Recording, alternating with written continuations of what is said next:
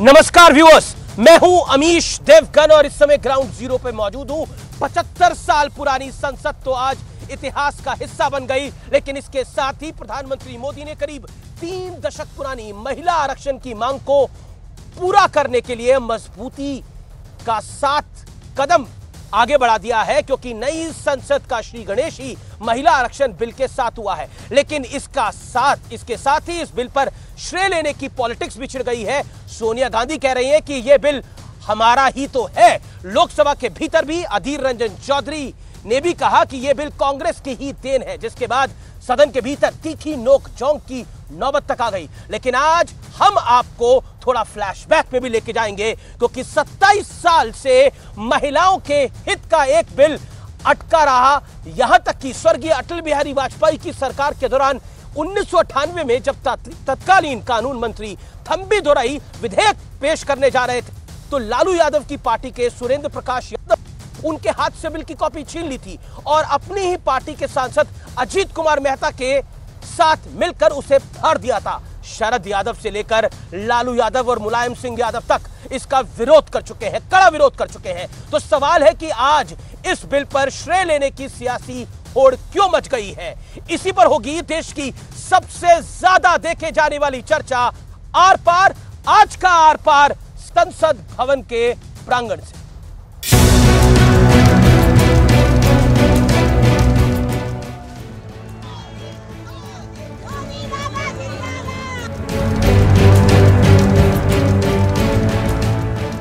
ये पल ऐतिहासिक है। ये दृश्य सदा सदा के लिए इतिहास में दर्ज हो गया है। और सिर्फ ये पल ही नहीं, नई संसद का पहला बिल भी हमेशा हमेशा के लिए इतिहास का हिस्सा बन गया। मोदी सरकार ने महिलाओं को 33% आरक्षण देने के लिए नारी शक्ति वंदन अधिनियम बिल लोकसभा में पेश कर दिया।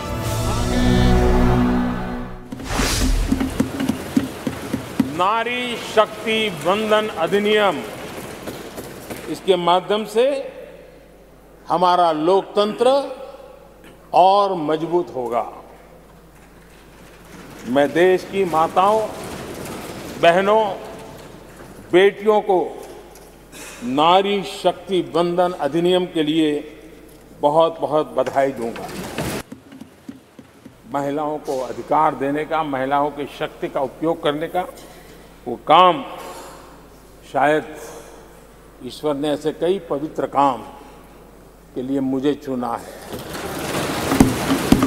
तो आई थिंक हमारे जो प्रधानमंत्री जी हैं वो हमारे पूरे देश के लिए एक प्रेरणा का स्रोत है कि महिलाओं के प्रति क्या सोच होनी चाहिए, क्या विचारधारा होनी चाहिए।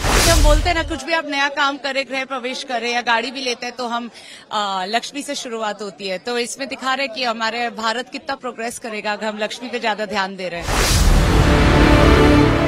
लेकिन बिल के पेश होते ही श्रेय लेने की होड़ मच गई और पुरानी संसद की तरह नई संसद में भी विपक्ष का हंगामा शुरू हो गया। डॉक्टर मनमोहन सिंह की सरकार के वक्त जो ये बिल आया वो आज तक जीवित है, राज्यसभा में पास हुआ है। इसमें महिला आरक्षण की उस बिल को पास किया जाए, पारित किया जाए। महिला आरक्षण बिल लोकसभा में पास हुआ था, कभी पास नहीं हुआ। और 2 कि ये बिल पुराना लोकसभा में लंबित है। ये बिल 2014 में ही नई लोकसभा के विघटन के साथ ही ये बिल निरस्त कर दिया गया। माननीय अध्यक्ष, दोनों स्टेटमेंट फैक्चुअल इनकरेक्ट स्टेटमेंट है।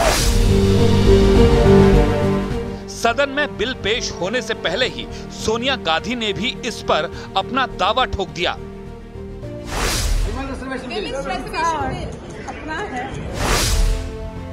सवाल है कि क्या महिला आरक्षण बिल 2024 में गेम चेंजर साबित होने जा रहा है, जिसके चलते इस पर श्रेय लेने की होड़ मच गई है। आज इसी सवाल पर ग्राउंड जीरो यानी नई संसद के पास होगी देश की सबसे बड़ी बहस। नई संसद का श्री गणेश 2024 के लिए क्या संदेश?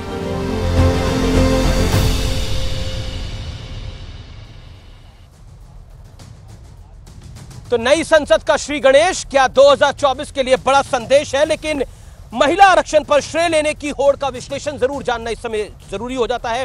नरेंद्र मोदी की सरकार क्या कह रही है? 27 साल पुरानी मांग पूरी करने के लिए पीएम मोदी ने अपनी पूरी ताकत को झोंक दिया। पॉइंट नंबर 2, सोनिया गांधी सदन में बिल पेश होने से पहले ही इस पर अपना दावा ठोक दिया। कहा यह बिल हमारा ही तो है। अधीर बाबू यानी अधीर रंजन चौधरी एलओपी लोकसभा में बिल पेश होते ही इसे कांग्रेस की देन बता दिया। कहा यह विजन है मैडम गांधी का। टीएमसी का दावा, ममता बनर्जी पहले ही 40% महिलाओं को सांसद बना चुकी है, तो ममता बनर्जी इन सबसे आगे है। लेकिन बड़ा सवाल है, महिला आरक्षण बिल क्या गेम चेंजर है, इसीलिए श्रेय लेने की होड़ है? और क्या ये 24 के चुनाव का भी एक तरह से श्री गणेश है? मेरे साथ बात करने के लिए आज मेंबर ऑफ पार्लियामेंट सुनीता तुग्गल है, मलूक नागर है member of parliament Bahujan Samaj party के सुनीता तुग्गल भारतीय जनता पार्टी की हैं। मेरे साथ सुदीन भदौरिया हैं, जाने माने राजनीतिक विश्लेषक हैं, उनका अभिनंदन है। वरिष्ठ राजनीतिक विश्लेषक हैं, मेरे साथ अकील खान है, उनका अभिनंदन है। आप तमाम लोगों का अभिनंदन है इस चर्चा में। सबसे पहले सुनीता जी, मैं शुरुआत आपसे करता हूं और मूल सवाल मेरा यह है, क्रेडिट लेने की होड़ मची है। सोनिया जी कह रही हैं ये बिल हमारा ही तो है था, आपने सिर्फ कॉपी पेस्ट करा है क्या?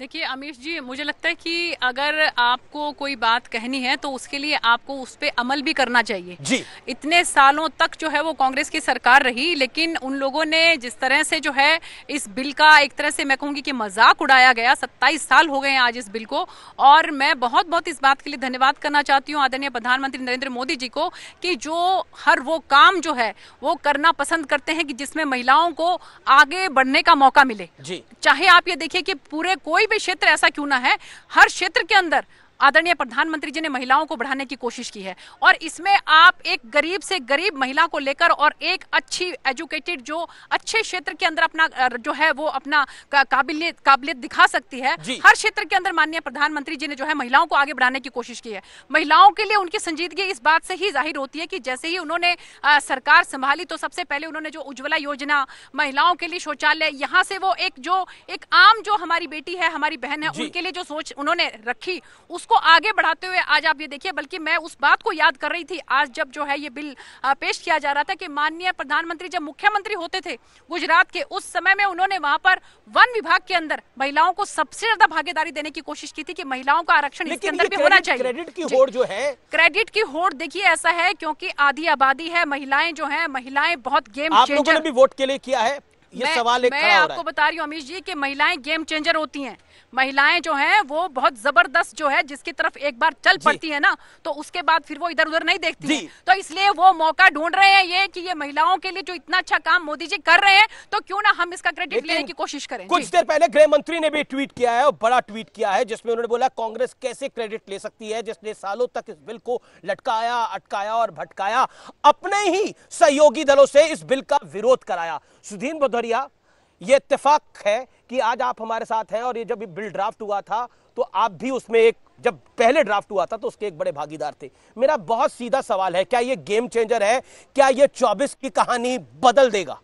ये सवाल कई जगह से उठ के आ रहा है। देखिए, आज हमारी ये जो नई संसद है उसमें सांसद प्रवेश कर चुके हैं जी। पुरानी संसद जैसा आपने शुरू में बताया वो हमारे इतिहास का एक गौरवशाली पन्ना बन गया है। तो आज का मौका मैं समझता हूं कि पूरे देश के लिए खुशी का है और विशेषकर महिलाओं के लिए, क्योंकि इस देश में शोषित समाज के जो एससी वर्ग के लोग थे उनको संसद में हम लोगों ने, इस देश के संविधान ने, माननीय उस समय के जो प्रधानमंत्री थे और विशेषकर जो दबाव बनाया पूजनीय बाबा साहब भीमराव अंबेडकर ने, उसकी वजह से उनको आरक्षण मिला, उनको उसके अंदर भागीदारी करने का मौका मिला। कांग्रेस क्रेडिट लेने की बात कर रही है। अमित शाह कह रहे हैं कांग्रेस ने तो लटकाया इस बिल को, इस बिल पर गंभीर नहीं थी, अपने सहयोगियों से अटकाया इस बिल को। देखिए, अब अटकाने की जहां बात है तो वो कटुता का वातावरण नहीं मैं पैदा करना चाहता हूं। अटकाने वाली सारी नहीं, अब देखिए अटकाने वाली शक्तियां, अगर ये सबसे पहली बार ये जब विश्वनाथ प्रताप जी ने इस देश के अंदर ये जो विमेन कमीशन बनाया था उसी समय ये बात उठी थी। और उसके बाद क्रेडिट किसको? मैं देखिए क्रेडिट जाता है महिलाओं को जिन्होंने इस देश में दबाव बनाया, लगातार 30 वर्षों से वो संघर्ष करती रही। क्रेडिट अगर जाता है तो गांव में झोपड़ियों में बैठी महिलाओं को जाता है, जो संघर्ष करती हैं, खेत में करती हैं और सब जगह करती हैं। पर ये जरूर है कि माननीय प्रधानमंत्री जी लाए हैं, चलिए फाइनली बोला तो सही आपने। नहीं, प्रधानमंत्री जी लाए हैं, जिस सरकार में ये पास होगा उसका। और मैं ये भी कहूं कि राज्यसभा में पहले पास हुआ था जब मनमोहन सिंह जी थे, पर लोकसभा में पारित नहीं हो पाया था। जिस कारण से नहीं हो पाया था आपको मालूम है, और आपको ये भी मालूम होना चाहिए, देवे गौड़ा जी के समय में सबसे पहले आया था, पर उस समय सारी की सारी पार्टियों ने इसको पारित नहीं होने दिया था। तो ये आज खुशी का अवसर है और सभी लोगों को इसका स्वागत करना चाहिए। लेकिन क्या मलूक नागर खेल बिगड़ गया है विपक्ष का, ये इंडिया अलायंस वालों का? देखिए, दो बातें। एक तो विपक्ष में कई सारी पार्टी ऐसी हैं जो हमेशा सही को सही और गलत को गलत कहती हैं। तो हम तो पक्षधर हैं, सपोर्ट करते हैं, और हमेशा महिला से संबंधित अगर कभी बिल की बात आई, हमेशा कुमारी बहन मायावती जी ने सपोर्ट किया। और पिछले दिनों लोकसभा में भी राज्यसभा में भी हमेशा महिला बिल का समर्थन करने की बात कही। और आज भी हम, ताकि इसका कोई इंटरप्रिटेशन गलत ना निकाल ले, पूरी तरह हम समर्थन करते हैं। और 33 के बजाय अगर ये 50% हो जाए तो और भी अच्छा हो जाए, क्योंकि 17% लोग इनकी जगह दूसरे लोग जो स्त्री जाति में नहीं है, जो पुरुष जाति के लोग हैं, वो MP बन के आ जाते हैं। तो अभी भी आरक्षण नहीं, जो अन्याय होता रहा, जो इनके हकों की दूसरे लोग फायदा उठाते रहे, दूसरे लोग बनते रहे, तो अब उसी बार उनको अब हक मिलेगा और इसका फायदा 100% आने वाले समय में मिलेगा। और हमारी पार्टी का ये भी इसके साथ एक मांग है कि जो 33% आरक्षण है, उसमें दलितों के लिए और पिछड़ों के लिए आरक्षण के अंदर आरक्षण होना चाहिए। अकील साहब, आपके पास आता हूं। आप बैठकें करते रहे, यहाँ फैसला हो गया। आप बैठकें ही करते रहे और यहाँ फैसला हो गया। 27 साल के बाद हंस भी नहीं सकते, रो भी नहीं सकते। 27 साल के बाद अमीश जी, 27 साल के बाद फैसला होता है। आप ये बताइए मुझे, 2010 में पारित हो चुका था ये बिल राज्यसभा के द्वारा, और वो अभी भी स्टैंड करता है। कैसे? तो 2010 में कांग्रेस के टाइम में इस बिल को पारित कर दिया था राज्यसभा ने, वो अभी भी स्टैंड करता है। अभी राज्यसभा में पारित करने की जरूरत नहीं पड़ेगी, वो पहले ऑलरेडी स्टैंड करता है। मैं तो ये कहना चाहूंगा, नहीं स्टैंड करता सर, ये गलतियां धीरेन्द्र चौधरी भी कर रहे थे, आप भी कर रहे हैं। वो ये रिपोर्ट है सर पूरी, अमीश जी चेक कर लीजिएगा प्लीज, इसको चेक कर लिए, रिपोर्ट है, इस रिपोर्ट की ऑथेंटिसिटी आपको चेक करना है। और मैं ये कहना चाहूंगा, जब हार लगी दिखने तो आरक्षण लगे बटने, ये इनकी अभी स्ट्रेटेजी है। आप ये बताइए, 2019 में सोनिया गांधी ने इनको पत्र लिखा था मोदी जी को कि भाई हम आरक्षण में आपके साथ है। 2018 में राहुल गांधी ने इनको पत्र लिखा प्रेसिडेंट बनने के बाद कांग्रेस के, भाई हम आपके साथ में हैं। और इनके घोषणा पत्र में 2014 के और 2019 के मोदी जी के घोषणा अभी तक क्या कर रहे थे मोदी जी, बताइए। आप कह रहे हैं कि राहुल गांधी और सोनिया गांधी की वजह से हुआ है ये। देखिए, वजह से मैं नहीं बोल रहा हूं, जो होना चाहिए था कांग्रेस ने 2010 में पास कर दिया था। Sunita Duggal, let BJP member of parliament respond. देखिए सुनीता दुग्गल जी, देखिए ऐसा इस समय करोड़ों व्यूअर्स आपको देख रहे हैं। आप लोगों के खाने के दांत और हैं और दिखाने के और हैं। ये कांग्रेस ने जी मैं वही कहना चाह रही हूँ कि कांग्रेस ने, उनके पास मौका था, इतने साल तक जो है वो उनके पास मौका था, लेकिन उन्होंने इस बिल को, बल्कि मैं कहूंगी कि तहस नहस करके रख दिया। और जो मैं तो इस बात को लेकर हैरान हूं कि आज जो उनके अलायंस में हैं, जो ऐसे ऐसे शब्द महिलाओं के लिए इस्तेमाल करते हैं कि परकटी महिलाएं जो हैं अब इसमें संसद में दिखने लगेंगी, महिलाएं जो हैं अब हम पर राज करने लगेंगी, ऐसे ऐसे शब्दों का इस्तेमाल करने वाले। और महिलाओं के लिए क्या बोलेंगे? इतनी महिलाएं जो नंगा करके उनको परेड कराई जा रही थी, मोदी जी कुछ बोलने को तैयार नहीं उसके लिए। आप बताइए, तो मैंने आपको इंटरफेयर नहीं किया। महिलाओं की बात करेंगे तो देश के अंदर महिलाओं की दुर्गति जो हो रही है वो मोदी जी के शासन में हो रही है।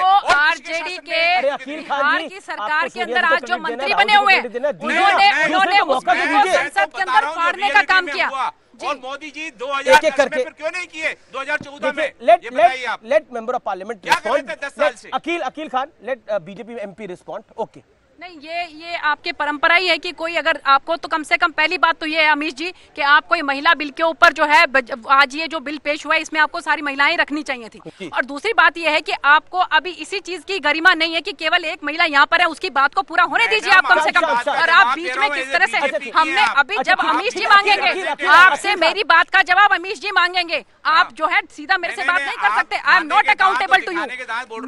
मुझे ये बीजेपी के लिए फिट है, खाने के दांत अलग। आप जब आपकी बारी आए तो आप इससे भी बढ़िया लकोक्तियां बोल सकते हैं, आपको किसी ने मना नहीं किया, आपको मुहावरा बोलने के लिए किसी ने मना नहीं किया, लेकिन बात को पूरा रखने दीजिए आप।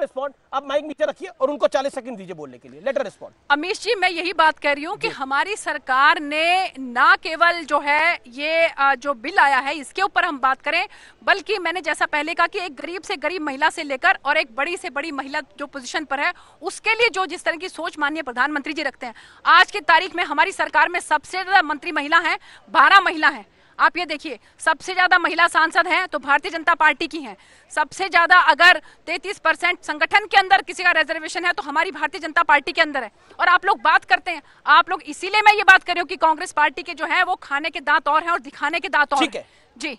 और ठीक है, मैं अकील खान अब आप ही नहीं है, खाली आप ही नहीं है, लेकिन मलूक नागर, ये जो कहानी अकील खान बोल रहे थे सुनीता दुग्गल जी को कि ये राज्यसभा में बिल पास हो गया था, वो आज भी स्टैंड करता है। इस कहानी में कितना दम है, या ये सिर्फ किस्सा और कहानी है? ये बिल तब पास हुआ था। आराम से समझनी पड़ेगी बात ये। आज आधीर रंजन जी ने पार्लियामेंट में सबके सामने कहा, टेलीविजन पे आपने भी दिखाया और देखा कि मीरा कुमार जी ने कहा था संसद बननी चाहिए, ये तो हमारी सोच थी, संसद सबकी है, इस पे भी शुरुआत हमने की थी, महिला बिल पे भी शुरुआत हमने की थी। अगर भाई संसद की शुरुआत भी तुम्हारी थी, सोच भी तुम्हारी थी, तो तुम कंफ्यूज क्यों हो? तुमने फिर पिछले दिनों खिलाफत क्यों करी? एक तो ये है। दूसरा, जो आज सदन में जितना कानूनी प्रक्रिया के तहत सदन में चलते हुए में माननीय गृह मंत्री जी ने खड़े होकर कहा कि अगर किसी लोकसभा के टर्नओवर में कोई बिल आता है, चाहे राज्यसभा में पेश करो चाहे लोकसभा में पेश करो, और वो टर्नओवर जब खत्म हो जाता है तो ऑटोमेटिकली डीम टू बी अनफैक्चुअस हो जाता है वो बिल। तो अब ये बिल नया दोबारा दोनों जगह जाएगा। ये लागू नहीं होता है। माइक तो उठाइए, आप जल्दबाजी में हैं। ये लागू नहीं होता है जनाब अली। राज्यसभा इज परमानेंट, राज्यसभा में लोकसभा से कंपेयर मत कीजिए इसको। ओके, सुदीन भदौरिया इस पे क्लैरिफिकेशन दे देंगे। ये जो कांग्रेस बार क्रेडिट लेने, मुझे थोड़ी देर के लिए निकलना पड़ेगा, कोई इंपॉर्टेंट मीटिंग आ गई है मेरी। आप 10 मिनट रुकिए, एक सेकंड। ओके, सुदीन भदौरिया। देखिए, मैंने शुरू में ही कहा कि ये जो बिल आया था तो उस समय प्राइवेट मेंबर्स बिल, महाराष्ट्र की सांसद हुआ करती थी प्रमिला दंडवते जी को आज हमें याद करने की जरूरत है।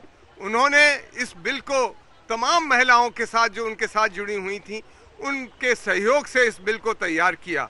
और उसमें मैं ये भी आज कहना चाहूंगा कि सुषमा स्वराज जी भी थी, उसके अंदर सीपीएम से बृंदा करत थी, डॉक्टर रंजना कुमारी थी, कई महिलाएं थी। पर राज्यसभा में पारित हुआ। राज्यसभा में पारित होने के बाद किन लोगों ने, किन पार्टियों के लोग वो थे जिन्होंने फाड़ा, ये भी तो हमें राज्यसभा में जो बिल पारित हुआ वो स्टैंड नहीं करता ना। देखिए, ये तो कानूनी पक्ष वाले, कानूनी सलाहकार बतलाएंगे। आप कौन से कानूनी पक्ष हैं? नहीं, आप कौन से कानूनी पक्ष हैं? परमानेंट है राज्यसभा। नहीं, परमानेंट तो नहीं होता। देखिए, उसमें भी एक देखिए,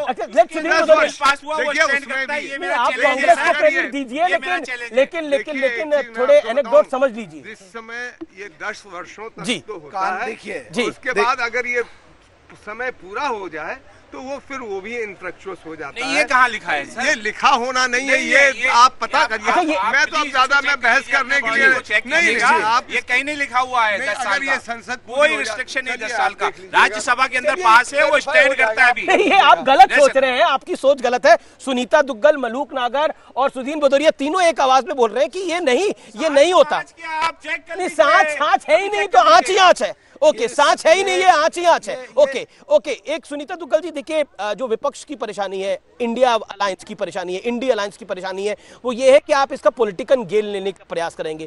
कांग्रेस कह रही है कि राहुल जी ने भी चिट्ठी लिखी थी, जयराम रमेश कह रहे हैं, सोनिया जी ने भी कहा था, तो वो तो चाह ही रहे थे।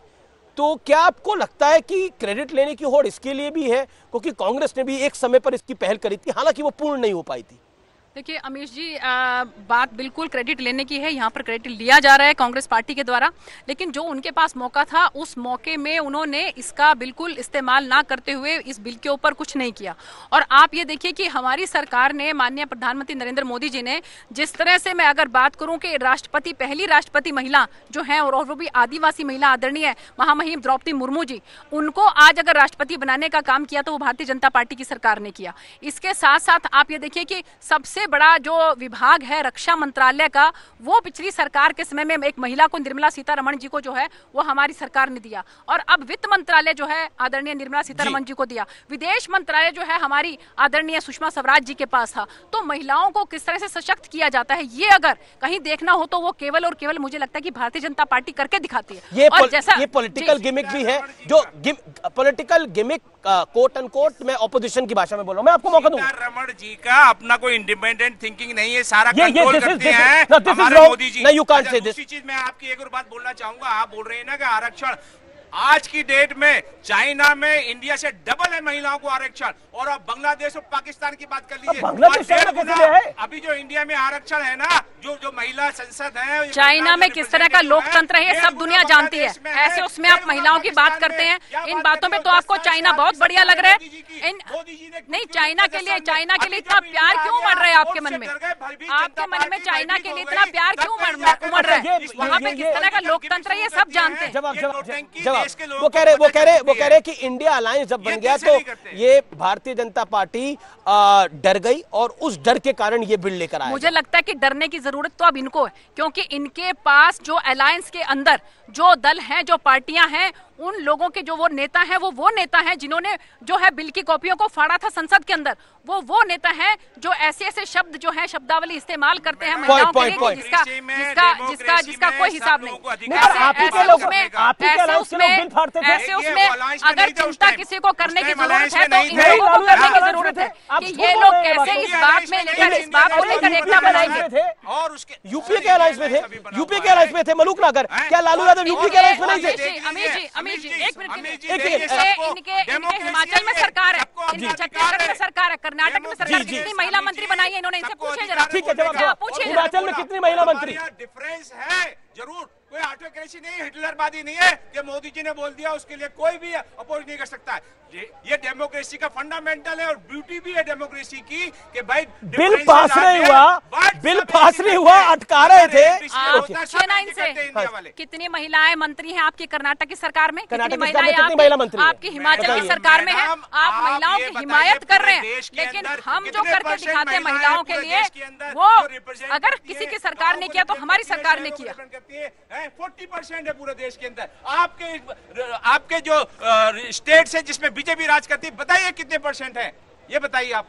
मैंने आपको बताया कि हमारे तो संगठन के अंदर ही 33% महिलाएं हैं। हमारा संगठन महिलाओं की जो है जब तक उनके हैं, हमारे संगठन के, हमारे संविधान के अंदर, हमारी पार्टी के संविधान के अंदर लिखा हुआ है 33% जो है, 33% जो है इसके अंदर रिजर्वेशन हमारे संगठन के अंदर है। 12% है। मैं निवेदन करूंगा, आज ऐसा खुशी का अवसर है, इसको कटुता में ना परिवर्तित किया जाए। मैं समझता हूं कि ये बड़ा दुख की बात है।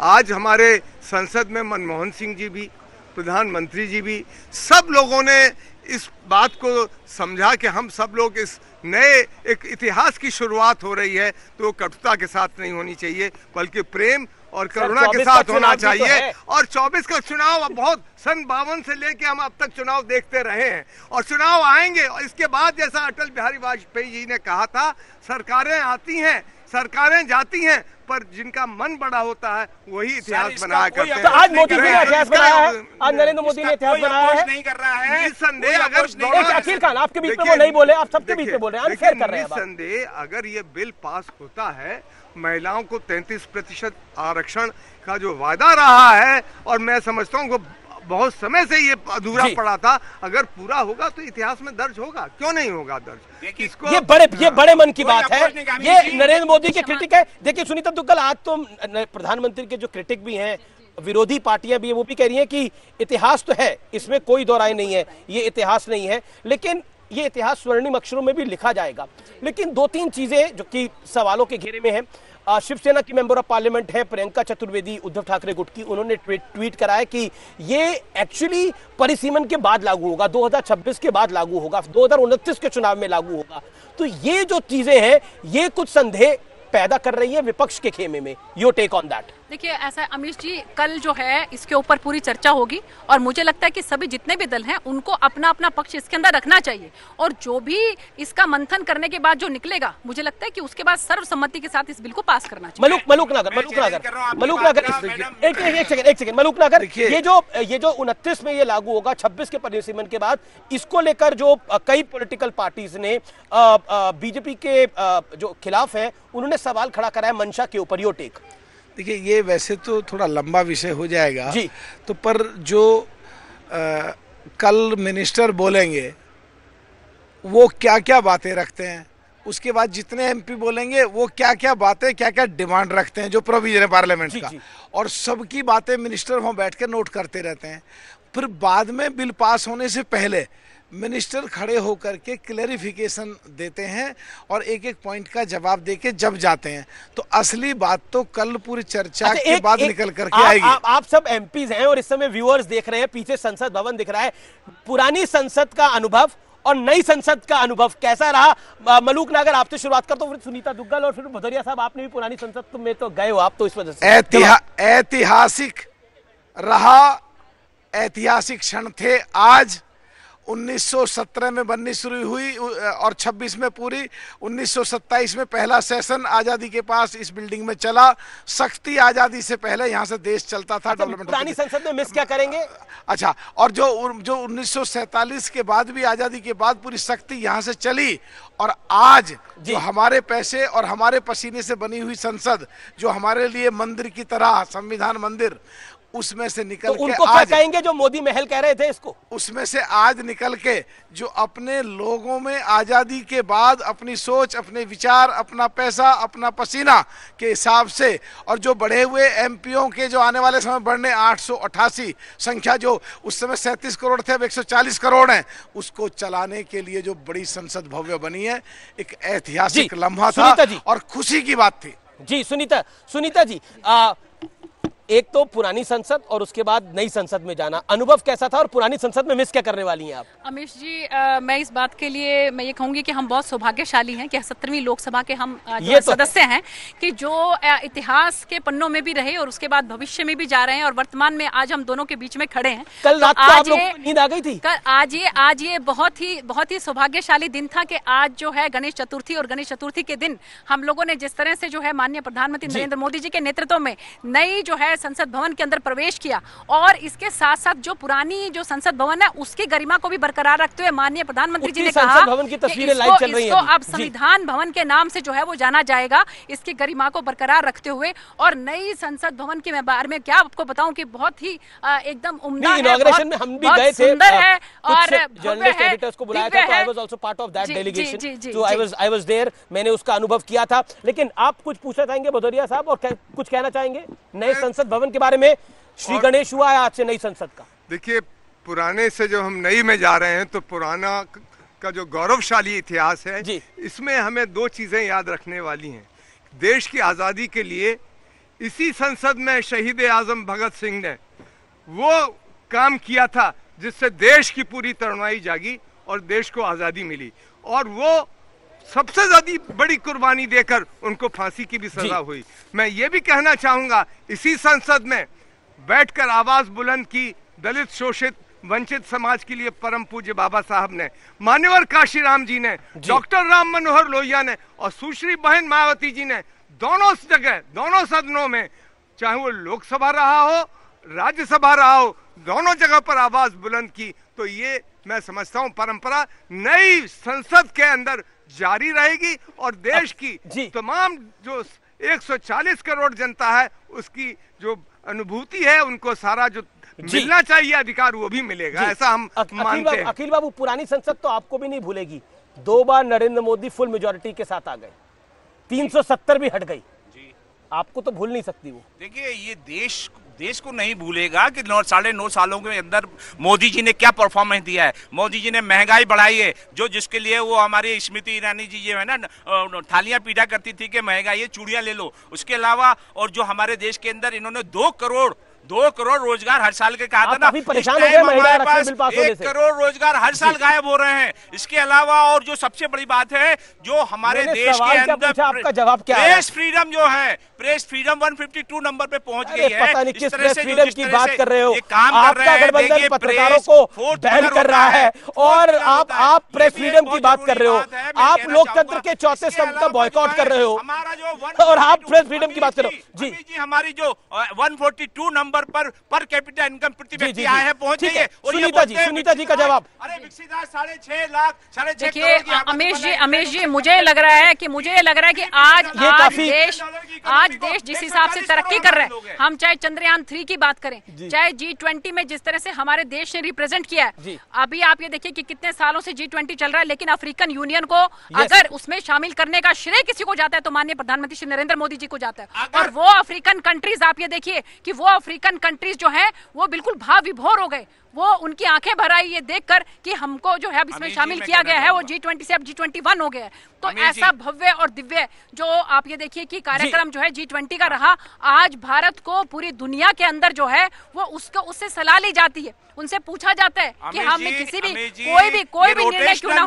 और ऐसे आप एक मिनट मेरी बात सुनिए, उसको मिलती, आप ये देखिए प्रधानमंत्री होते, आप ये देखिए हमारे देश को प्रधानमंत्री है वो है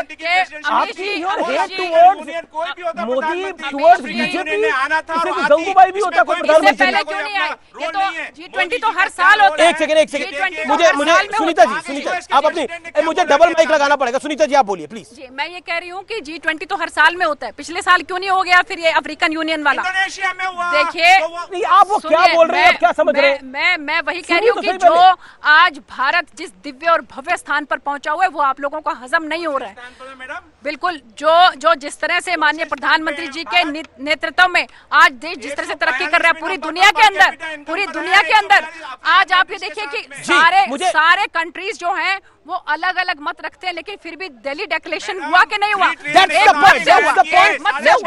मैं ब्रेक के लिए रुक रहा हूं, लेकिन ब्रेक के बाद बड़ी खबर पे आ रहा हूं।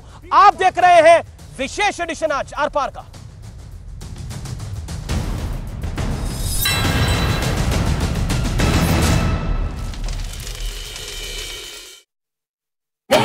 संकेत दे दिए हैं सूत्रों के हवाले से खबर यह कि इसे आज लोकसभा के पटल पर रखा जा सकता है और करीब 27 सालों से लंबित महिला आरक्षण बिल को पास कराने की कोशिश की जाएगी। जानकारी के मुताबिक लोकसभा में महिला सांसदों की तादाद 15% से कम है, जबकि राज्य विधानसभा में उनका प्रतिनिधित्व 10% से भी कम है। ऐसे में इस मुद्दे को पिछली बार साल 2010 में संज्ञान में लाया गया था, जब राज्यसभा ने हंगामे के बीच बिल पास कर दिया था और मार्शलों ने कुछ सांसदों को बाहर कर दिया था, जिन्होंने महिलाओं को 33% आरक्षण का विरोध किया था। हालांकि बाद में ये बिल रद्द हो गया था। संसद की पुरानी इमारत से विदाई लेते वक्त प्रधानमंत्री नरेंद्र मोदी भावुक हो गए। संसद की पुरानी इमारत की आखिरी स्पीच में प्रधानमंत्री ने विदाई को सबसे भावुक पल बताया और संसद की पुरानी इमारत से कई यादों के जुड़े होने का भी जिक्र किया। ये सदन से विदाई लेना एक बहुत ही भावुक पल है। इस दौरान प्रधानमंत्री ने पुराने संसद भवन के 75 साल के इतिहास के बारे में भी बताया। खबर है कि संसद की नई इमारत में शिफ्ट होने के दौरान सांसदों को संविधान की एक कॉपी दी जाएगी। इसके लिए सैकड़ों की संख्या में संविधान की कॉपी से भरे बैग संसद पहुंचाए गए, जिसका एक वीडियो भी सामने आया जिसमें सैकड़ों किट में संविधान की कॉपी दिखाई दी। इस किट में एक डाक टिकट भी है जिस पर संसद की पुरानी और नई इमारत की तस्वीर छपी है। मोदी सरकार नई संसद भवन में जारी विशेष सत्र के दौरान इस बिल पर मुहर लगवाने की पूरी तैयारी कर रही है। महिला आरक्षण बिल को लेकर ये कोई पहली बार कोशिश नहीं की गई है। इसके पहले भी कई सरकारों ने महिला आरक्षण बिल लाने की कोशिश की थी और अब करीब 13 साल बाद मोदी सरकार के इस बिल को लेकर फिर से सियासत गर्मा गई है। दरअसल साल 2010 में महिला आरक्षण बिल को राज्यसभा से केंद्र सरकार ने पास करा दिया था, लेकिन हंगामे के चलते विधेयक रद्द हो गया था और लोकसभा से मंजूरी नहीं मिल पाई थी। बीजेपी और कांग्रेस दोनों ही पार्टियों ने हमेशा से इस बिल का समर्थन किया है, लेकिन अन्य दलों के विरोध और महिला कोटा को लेकर कुछ मांगों के चलते बिल पर सहमति नहीं बन पाई थी। भाई महिला आरक्षण बिल को इसके पहले साल 1996, 1998, 1999, 2002 और 2003 में संसद से पास कराने की कोशिश की गई थी, लेकिन हर बार किसी न किसी विरोध के चलते ये टलता ही चला गया।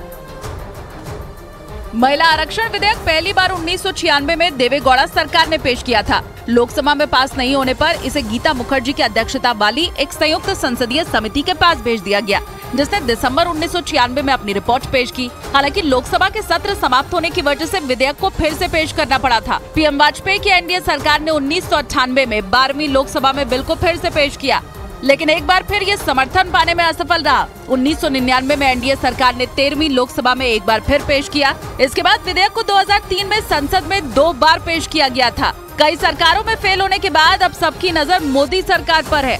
टीडीपी अध्यक्ष और आंध्र प्रदेश के पूर्व मुख्यमंत्री एन चंद्रबाबू नायडू की गिरफ्तारी के खिलाफ पार्टी के सांसदों ने संसद परिसर में प्रदर्शन किया।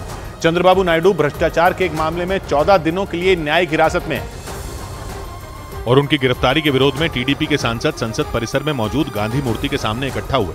उन्होंने चंद्रबाबू नायडू को जल्द रिहा करने की मांग की। गुजरात में इतनी बारिश हुई कि वहां के कई इलाकों में बाढ़ जैसे हालात बन गए। वहां के दाहोद से रोंगटे खड़े कर देने वाला एक वीडियो सामने आया, जिसमें लोगों से भरी एक कार उफान मारती एक नदी में गिर गई नजर आई। वो कार उस नदी पर बने एक पुल को पार कर रही थी, मगर बारिश की वजह से नदी का पानी इतना ज्यादा बढ़ गया कि पुल तक जा पहुंचा। और सामने आए वीडियो में सैलाब उस भारी भरकम सफेद कार को अपनी उंगलियों पर नचाता दिखा। पकड़ा ले।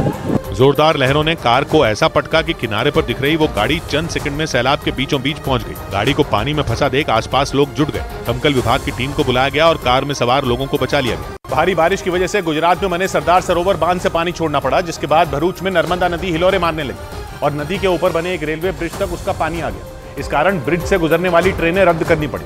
कई इलाकों में लोगों के घरों में भी नदी का पानी घुस गया, क्योंकि सामने आई तस्वीरों में नर्मदा नदी उफान मारती नजर आई और सामान्य लेवल से काफी ऊपर पहुंच गई। नदी के लिए इतना पानी अपने अंदर समा पाना मुश्किल हो गया और बेहिसाब पानी तटों को तोड़ते हुए पहले सड़कों और फिर रिहायशी इलाकों में जा पहुंचा। नतीजा ये हुआ कि बिल्डिंगों के ग्राउंड फ्लोर पानी में डूबे दिखे। पानी से बचने के लिए लोगों को अपने घरों की टीन की छत पर पनाह लेनी पड़ी। इससे पहले कि पानी छत पर जा धमके, बचाव कर्मी नाव लेकर लोगों को उनके घरों से निकालने पहुंच गए।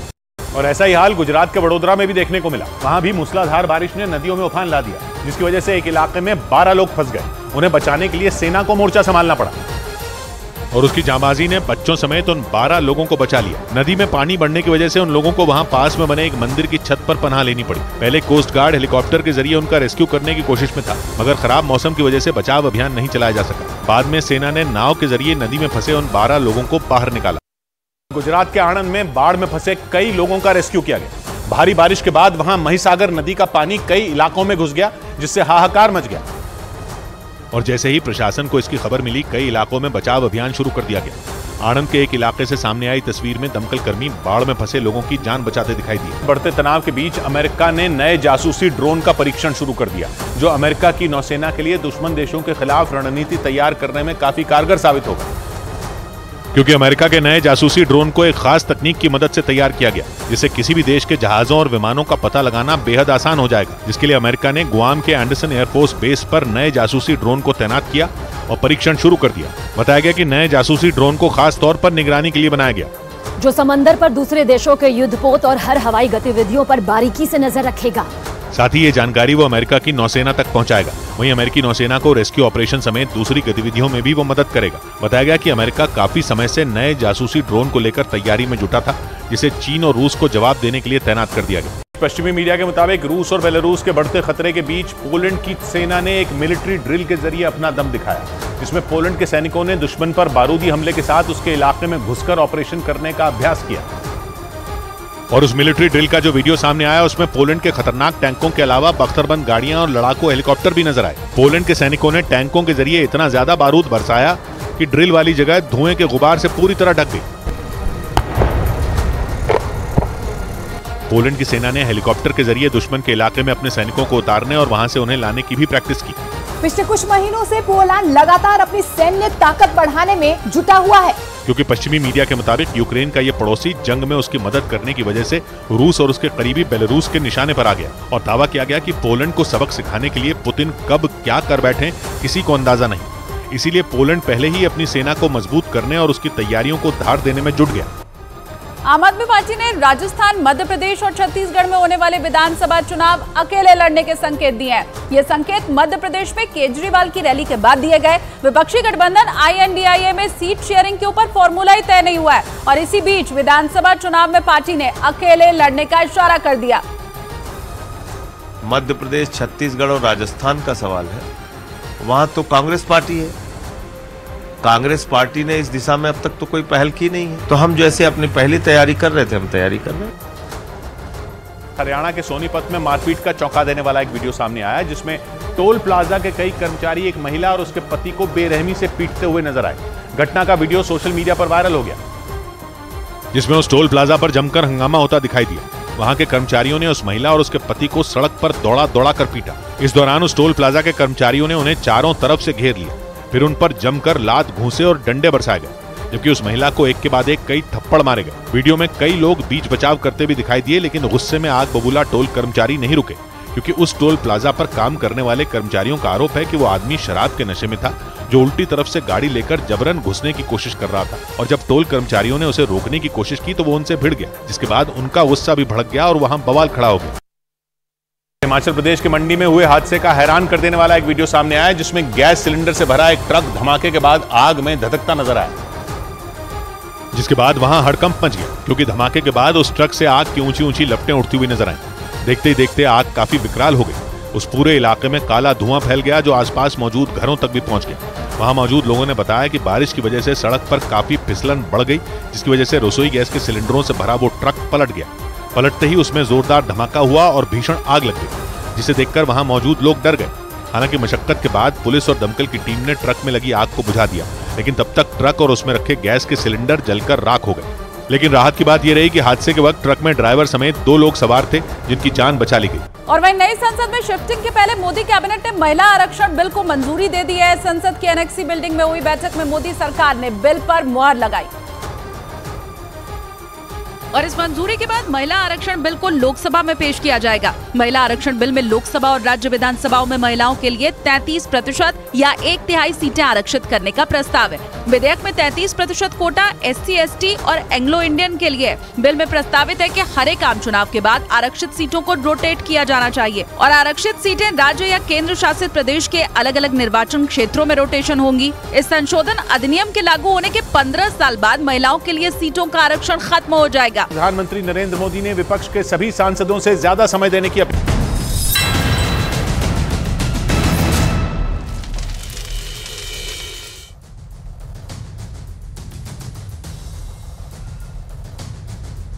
वेलकम बैक व्यूअर्स, आप देख रहे हैं आर पार का बेहद खास एडिशन आज सीधा संसद भवन के प्रांगण से। और इस समय की बड़ी ब्रेकिंग स्टोरी है, बड़ी ब्रेकिंग न्यूज है। महिला आरक्षण बिल पर केंद्रीय मंत्री अनुराग ठाकुर के बयान आया है। मोदी बिल लाए हैं, वो पास भी कराएंगे। पहले बिल लाते थे लेकिन पास नहीं कराते थे। ना उनकी नीति ठीक थी, ना ही उनकी नीयत ठीक है, ये सीधा हमला बोला है। मेरे साथ धर्मवीर चौधरी है। पहले बिल तो लाया जाता था लेकिन पास नहीं कराया जाता था, इस बार नीति भी है, नीयत भी है। धर्मवीर चौधरी। बिल्कुल बिल्कुल अमीर जी, देखिए मैं इसमें प्रधानमंत्री जी को धन्यवाद दूंगा, साधुवाद दूंगा कि जो मातृत्व शक्ति इस देश में महिलाओं की 50% हिस्सेदारी है जी। और आज जो नई संसद में जो है ये बिल पेश किया गया है, लेकिन अगर ये बिल मोदी जी इससे पहले ले आते तो और ज्यादा बेहतर होता। कितना पहले? भाई मोदी जी को 9 साल हो गए सत्ता में आए हुए, तो ये चुनावी वर्ष में बिल लेके आए हैं। अब ये कब लागू होगा और कब इस पे जो है ये कानून, संविधान कानून बनेगा, लेकिन मैं फिर भी स्वागत करूंगा नई संसद में इस बिल का। मैं कोई भी राजनीतिक उससे ऊपर उठ करके, क्योंकि 60 साल में कांग्रेस ने अगर प्रबल इच्छा शक्ति जताई होती तो ये बिल पहले ही लागू हो चुका होता। लेकिन मैं आपके चैनल के माध्यम से सरकार के नुमाइंदों से ये भी अपील करना चाहूंगा कि इस देश में जो आरक्षण की व्यवस्था, सवाल खड़ा कर रहे हैं नहीं, टाइमिंग का भी सवाल है। और दूसरा एक बहुत जो महत्वपूर्ण मुद्दा है, बहुजन समाज के लोगों की ये मांग शुरू से रही है कि जिसकी जितनी हिस्सेदारी उसकी उतनी भागीदारी। तो इसमें 33% की बजाय अगर 50% महिलाओं का आरक्षण जो है वो दिया जाता तो मैं समझता हूं कि ज्यादा बेहतर होता। और इसके साथ साथ ये भी देखना होगा अमीश जी कि जो बाबा साहब ने संविधान में आरक्षण की व्यवस्था की थी SC ST OBC के लिए, क्या उनके अधिकार इस बिल में सुरक्षित रह पाएंगे? जी, आपने अपनी बात को रखा। मैं सीधा निगत अब्बास के पास आता हूं। निगत अब्बास, आपकी नीति और नियत, अनुराग ठाकुर कह रहे हैं दोनों हैं, लेकिन विपक्ष कह रहा है टाइमिंग के ऊपर सवाल है, 24 से ऐन पहले लेकर आ रहे हैं। देखिए, पहले तो मैं अमीश जी ये कहना चाहूंगी कि अक्सर लोग कहते हैं कि जीत बहुत जरूरी है। कोई शक नहीं है कि जीतना बहुत जरूरी होता है, बहुत सराहनीय होता है, लेकिन उससे ज्यादा कीमती ये है कि भागीदारी हो। और भागीदारी जिस प्रकार आज देश के प्रधान सेवक ने देश के सबसे बड़ी लोकतांत्रिक व्यवस्था में महिलाओं को भागीदारी के साथ हिस्सेदारी दी है, मुझे लगता है ये अपने आप में एक बहुत बड़ा उदाहरण है। कांग्रेस का ये भागीदारी तो सोनिया गांधी और राहुल गांधी की भी है। मैं पूछना चाहती हूँ कैसे? जैसे आज सोनिया जी ने कहा अपना बिल, अरे मुझे बताइए, आप ही की तो नीति थी, आप ही ने इस बिल को, जैसे आज हमारे BSP के साथी यहाँ पर बोल रहे हैं कि 50%, अरे आप ही लोगों ने तो समर्थन नहीं दिया था 2010 में राज्यसभा में। बिल जो आपने पेश किया वो पारित इसलिए हुआ क्योंकि भारतीय जनता पार्टी और लेफ्ट ने आपको सपोर्ट दिया था। आप लोगों की वजह से BSP हो, RJD हो, समाजवादी पार्टी हो या TMC हो, सरकार गिरा देंगे ये कहकर आप लोगों ने कांग्रेस को लोकसभा में बिल पारित नहीं होने दिया। और वो रात की बैठक नहीं भूलती मैं, जब हुई थी, मनमोहन जी जाकर मिले थे समाजवादी पार्टी के नेता से और TMC के नेताओं से और BSP के नेताओं से, और अगले दिन से अमीश जी चर्चा बंद हो गई थी उस बिल की जिस बिल पर ये हाहाकार मचा रहे थे। जिसका आप क्रेडिट लेने की कोशिश कर रहे हैं, उसमें तो आपने बिल को लगातार लटकाया। आप बिल लाते थे और अपने ही समर्थकों को बोलते थे इसका विरोध कर दो, फड़वा दिया बिल। उसके पहले अटल बिहारी वाजपेयी सरकार थी, 2027 साल से पड़ा हुआ पेंडिंग बिल। उस टाइम अटल बिहारी वाजपेयी सरकार क्या कर रही थी? और उसके बाद आपकी जो बीजेपी की सरकार है उसके घोषणा पत्र में, 10 साल के घोषणा पत्र में बीजेपी, सुन लीजिए आप, 2010 के घोषणा पत्र में बीजेपी ने कहा था आरक्षण, महिला आरक्षण देंगे। 2019 के घोषणा पत्र में भी कहा था कि हम महिलाओं को आरक्षण देंगे। वो क्यों नहीं किया आपने? आप 2014 के पहले की बात करिए मैडम, 2014 के बाद क्या खत्म हो चुका है इंडिया? आप ये बताइए कि अभी तक क्यों नहीं किया आपने? और वो भी 2017 में सोनिया गांधी ने लेटर लिखा था प्रधानमंत्री को कि भाई आरक्षण के हम साथ में हैं। 2018 में राहुल गांधी ने किया था लेटर लिख करके प्रधानमंत्री को कि हम साथ में। एनडीए के पार्टनर है एलजेपी के धीरेन्द्र जी, भयभीत हो गई है, भयभीत जनता पार्टी हो गई है। अब अकील खान, आपने घमंडिया गठबंधन हुआ है और भयभीत हम हो गए। अगर भय आप में नहीं होता तो अकेले बताइए। अच्छा, जाने दुश्मन हम साथ क्यों खेल रहे हो? हम सब कल तक तो जाने दुश्मन थे, आज हम साथ साथ क्यों खेल रहे हो? इम्प्लीमेंट कब होगा बताइए? ये आपने सवाल पूछा इम्प्लीमेंट कब होगा, मैं इसका जवाब ले लूंगा। लेकिन धीरेन्द्र मुन्ना, क्या आपको लगता है कि आपको ये बार बार कह रहे हैं क्रेडिट की एक होड़ चल रही है, कांग्रेस कह रही है हमें क्रेडिट क्यों नहीं देना चाह रहा है एनडीए, सारा क्रेडिट खुद ले रहा है? ये मुझे तो समझ में नहीं आता है कांग्रेस क्यों इस तरह से काम कर रही है और टाइमिंग पर क्यों सवाल खड़ा किया जाए। अमीश भाई, मैं कह रहा हूं कि अगर ये 9 साल इंतजार कर रहे थे क्या कि अभी हम बिल लेके आएंगे तब ये लोग हमारा समर्थन या विरोध करेंगे? अगर महिलाओं के प्रति इनकी इतनी संवेदनाएं थी, उनको इतना सशक्तिकरण करना चाह रहे थे, तो 9 साल क्यों नहीं आप लोगों ने हल्ला करते रहा कि भाई इसको आप ले आइए? और आज इतना बड़ा दिन आया, सदन प्रवेश का दिन रहा है, माताओं और बहनों को हमने सगुन के तौर पे डायरेक्ट वहां की चाबी दी है कि अपना कानून, अपनी सुरक्षा की बात, देश के सशक्तिकरण का डिसीजन वो खुद ले। ऐसे समय में आप पीठ थपथपाइए जी। लेकिन क्योंकि नई संसद की बात आई है तो शफीकुर रहमान बरक ने भी बोला है कि नई संसद में नमाज के लिए भी एक कमरा होना चाहिए। कल को तो वो कह देंगे कि रमजान में इफ्तार भी कराइए, परसों कह देंगे कि यहाँ पर अल्लाहू अकबर बुलवाइए, उसके अगले दिन कह देंगे कि अगर अंदर घुसेंगे तो अस्सलाम वालेकुम बुलवाइए। यार किस तरह की बातें हैं? लोकतंत्र का मंदिर है। अरे सुनिए, पूजा पाठ हो सकता है तो क्यों नहीं है? अच्छा, मैं नहीं सपोर्ट करता, लेकिन आपकी लॉजिक गलत है। सपोर्ट नहीं करता कि देश हमारा जो है सेकुलर कंट्री है, वहाँ पे कुछ नहीं होना चाहिए, वहाँ कुछ नहीं होना चाहिए। आपने देश के अंदर जो है सबको समान अधिकार है, लेकिन ये गलत है, ये गलत बात है। आप अपनी टाइम पे बोलिए। तो वंदे मातरम बोलने में आपत्ति है लेकिन नमाज पढ़ेंगे ये आप चाहते हैं, भारत माता की जय बोलने में आपत्ति है लेकिन नमाज पढ़ेंगे ये आप चाहते हैं। लोगों को ही कहलवा देते हैं, सवाल विषय से अलग हो रहे हैं। जी जी, आप अनफेयर कर रहे हैं। Okay, let BJP respond. क्योंकि उन्होंने कहा इतिहास की बात करी, वैसे तो इन्हें पता होना चाहिए कि किस प्रकार राजीव गांधी जी के पास 400 सांसद थे और फिर भी वो पूरे 1 साल तक उस बिल पर बैठे रहे जो नूरुल हसन ने, और एल्वा की रिपोर्ट में उन्होंने बोला था कि यूसीसी पर चर्चा होनी चाहिए, उसको लाना चाहिए, ट्रिपल तलाक खत्म होना चाहिए और विमेन रिजर्वेशन आना चाहिए। क्यों आप 1 साल तक बैठे थे? खैर, आप महिला आरक्षण की बात करते हैं। मेरे भाई, भारतीय जनता पार्टी एकमात्र इकलौती ऐसी पार्टी है जिसके ऑर्गेनाइजेशन में अमीश जी रिजर्वेशन है। उसके अलावा एक लौती ऐसी पार्टी है जिसमें सबसे अधिक महिला मंत्री हैं, 11 हैं आज की तारीख में। इसके अलावा लोकसभा में आप जाकर गिनती करिएगा या टीवी पर देख लीजिएगा कि सबसे अधिक महिला सांसद किसके पास है? भारतीय जनता पार्टी के पास है। ये सारी बातें हम लोग तो निरंतर महिला सशक्तिकरण करते आ रहे हैं और आज भी कर रहे हैं। मणिपुर पर चर्चा करते हैं। अच्छा सुनिए, धर्मवीर चौधरी मणिपुर पर ही क्यों? ये धर्मवीर चौधरी का वक्त है। राजस्थान भारत का ही अंग है, तो आप बोलिए। एक एक करके राजस्थान में कितने रेप हुए थे? एक सेकंड, शांत। देखिए अकील खान, मुझे अकील खान का ऑडियो ऑफ करिए। अकील खान का पीसीआर ऑडियो ऑफ करिए। निगत अब्बास होल्ड ऑन। लेकिन एक सेकंड, आपका ऑडियो ऑफ है। धर्मवीर चौधरी है on screen, only Dharmveer Chaudhary. Dharmveer Chaudhary, क्या आपको लगता है जो टाइमिंग को लेकर कई लोग सवाल उठा रहे हैं, क्या वो सवाल वाजिब है? देखिए अमीश जी, मैं अगर खुले दिल से बात करूं तो नरेंद्र मोदी जी वो दांव मारते हैं जिससे विपक्ष चारों खाने चित हो जाता है। और मैं आपके माध्यम से मोदी जी से भी एक अपील करना चाहूंगा, केंद्र सरकार से भी अपील करना चाहूंगा। माननीय मोहन भागवत जी का अभी थोड़े दिन पहले आरक्षण को लेकर एक बयान आया था, और अब ये नई संसद में हमारी महिलाओं के लिए 33% आरक्षण की व्यवस्था सरकार कर रही है। तो इसी में मैं ये कहना चाहूँगा, माननीय नरेंद्र मोदी जी से अपील करना चाहूँगा कि इन्होंने जाटों के आरक्षण के लिए अपने निवास पर बुला करके ये कहा था कि हम केंद्र में आपको 9 राज्यों में जाट आरक्षण देंगे। तो मैं 9 राज्यों में जाटों के आरक्षण का भी जो है मुद्दा उठाना चाहता हूँ। आपने एक पॉइंट बोला, मोदी जी जो दाव खेलते हैं उससे विपक्ष चित हो जाता है, चारों खाने चित हो जाता है। तो ये इंडिया अलायंस जो है ये चित हो गया है इससे? निश्चित, चूंकि ये चुनावी वर्ष है अमीश जी, ये चुनावी वर्ष है। जो इनके पास में अभी क्रेडिट लेने की होड़ चल रही है, तो 60 साल से कांग्रेस कहां सो रही थी? कांग्रेस ने क्यों नहीं इसको लागू किया? और जो लोग इसका विरोध कर रहे हैं वो महिलाओं का विरोध कर रहे हैं, चाहे वो हमारे अकील साहब हों चाहे दूसरे लोग हों। लेकिन फिर भी मैं आपके माध्यम से मैं उन लोगों का मुद्दा आरक्षण के लिए उठाना चाहूंगा, चाहे वो महाराष्ट्र के पटेल हों, गुजरात के पटेल हों, महाराष्ट्र के मराठा हों, आंध्रा के कापू हों, सबको लागू करिए। ये मेरा आपके माध्यम से माननीय नरेंद्र मोदी जी से अपील है। अच्छा एक सेकंड, आप देखिए अब तो धर्मवीर चौधरी तो कोई बीजेपी के नहीं है।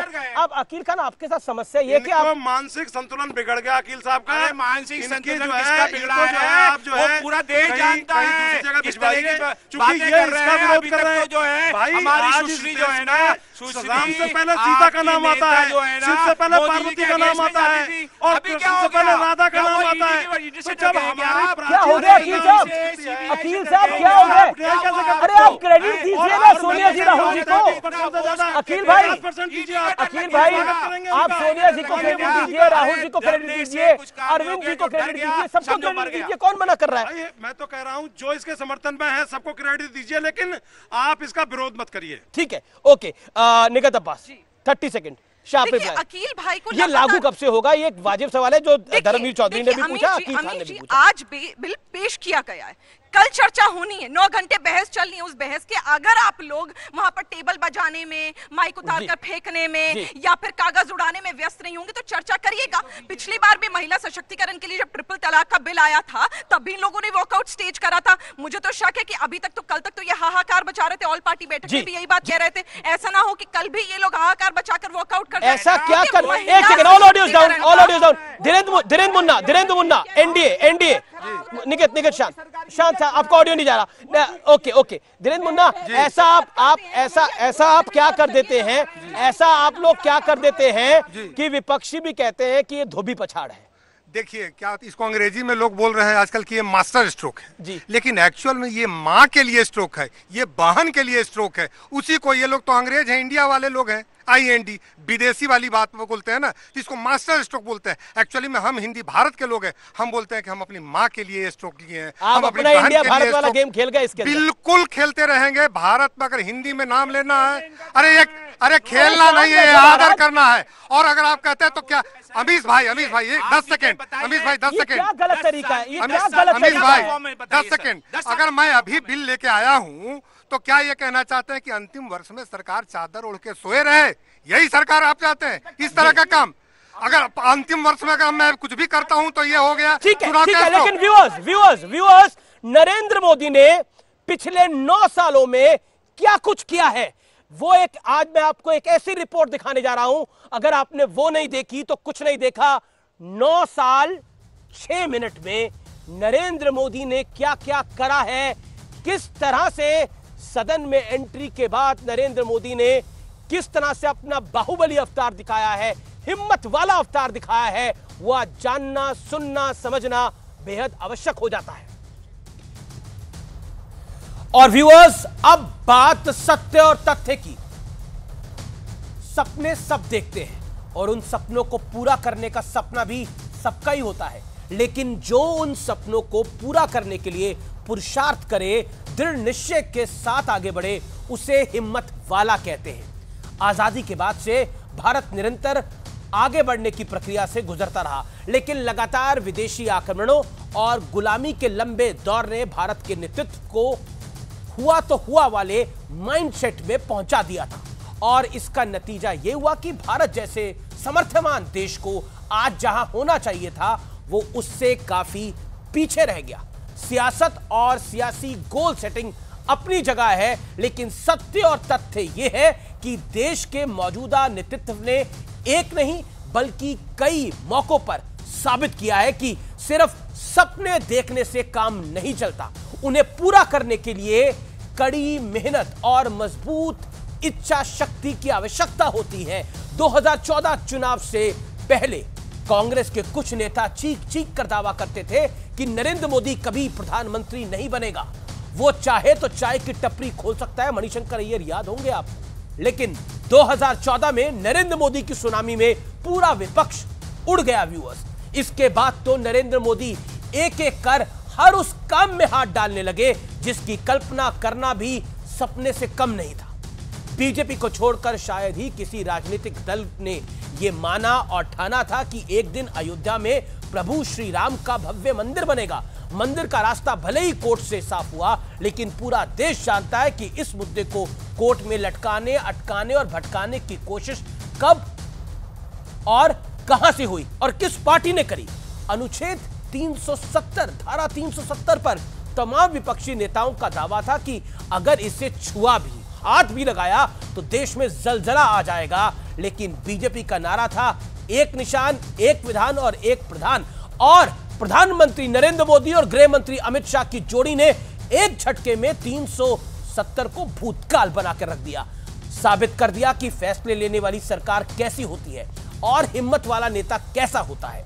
ट्रिपल तलाक का खात्मा, 1 रैंक 1 पेंशन जैसी मांगे जो अरसे से लंबित पड़ी थी, नरेंद्र मोदी ने सत्ता में आते ही इन जटिल मुद्दों को भी सुलझाने का प्रयास किया, समाधान तलाश दिया। आपको मुंबई का 26/11 का हमला तो याद ही होगा, याद है ना, ताज होटल। उस वक्त की कांग्रेस सरकार, डॉक्टर मनमोहन सिंह सरकार निंदा करती रह गई, लेकिन उरी और पुलवामा में पाकिस्तान ने दुस्साहस किया तो नरेंद्र मोदी ने कहा पाकिस्तान ने बहुत बड़ी गलती कर दी है, उसे अंजाम भुगतना पड़ेगा। और इसके बाद सर्जिकल स्ट्राइक और एयर स्ट्राइक की कहानी पूरी दुनिया को पता है, आपको भी पता है। हालांकि हमारा विपक्ष अभी भी उसके सबूत मांगता रहता है और वो एक गठबंधन के पार्ट है। सिर्फ देश ही नहीं, पूरी दुनिया को योग के सामने नतमस्तक करना हो या फिर चीन की दीवार को ध्वस्त कर मसूद अजहर को ग्लोबल टेररिस्ट घोषित कराना, मोदी के तीर हमेशा निशाने पर लगे हैं। भारत की अध्यक्षता में अफ्रीकन यूनियन का G20 में शामिल होना साबित करता है कि अब मोदी के सामने वर्ल्ड ऑर्डर बदल रहा है। अब दुनिया भारत की तरफ उम्मीदों से देख रही है। पूरी दुनिया की अर्थव्यवस्था चरमराई हुई है, लेकिन भारत लगातार आगे बढ़ रहा है, वो भी तब जब हमारी तरक्की पर हमारे घर में सवाल उठाए जाते हैं। लेकिन यह सत्य और तथ्य है कि हम लगातार आगे बढ़ रहे हैं। अब देश की नई संसद पर श्रेय की होड़ भी मच गई है। कांग्रेस का तो दावा है कि उनके दौर में सबसे पहले नई संसद की काम की शुरुआत हुई या फिर उस जरूरत का ख्याल तक आया, लेकिन वो ख्याल ही रह गया। लेकिन नरेंद्र मोदी की दृढ़ इच्छा शक्ति ने कोविड के बावजूद नई संसद के ख्याल को वास्तविक कर दिखाया। हालांकि देश ये भी जानता है कि आज श्रेय लेने वाले पूरे सेंट्रल विस्टा प्रोजेक्ट को मोदी का महल और पैसे की बर्बादी कई बार बता चुके हैं। इतना ही नहीं, श्रेय लेने वाले अब महिला आरक्षण बिल पर भी खुलकर सामने आ रहे हैं। कहा जा रहा है कि ये कांग्रेस सरकार चाहती थी, उसका ओरिजिनल आइडिया था, सोनिया गांधी का प्लान था। हालांकि ऐसे ही दावे जीएसटी, याद होगा, आधार, ओआरओपी को लेकर भी किए जाते हैं, लेकिन ये आइडिया सिर्फ आइडिया ही रहे, पूरे कब हुए ये पूरा भारत जानता है, आप भी जानते हैं। ठीक ऐसे ही मोदी सरकार ने अब महिला आरक्षण पर अपने कदम आगे बढ़ा दिए हैं। आज के सत्य और तथ्य का निष्कर्ष है कि सियासत तो होती रहेगी व्यूअर्स, लेकिन हमें रुकना नहीं है, हमें आगे बढ़ते जाना है, हमें थमना नहीं है। आलोचना को आभूषण बनाकर देश हित के महायज्ञ में अपना योगदान देते जाना है, बढ़ते जाना है, काम करते जाना है। फिलहाल इतना ही। नमस्कार।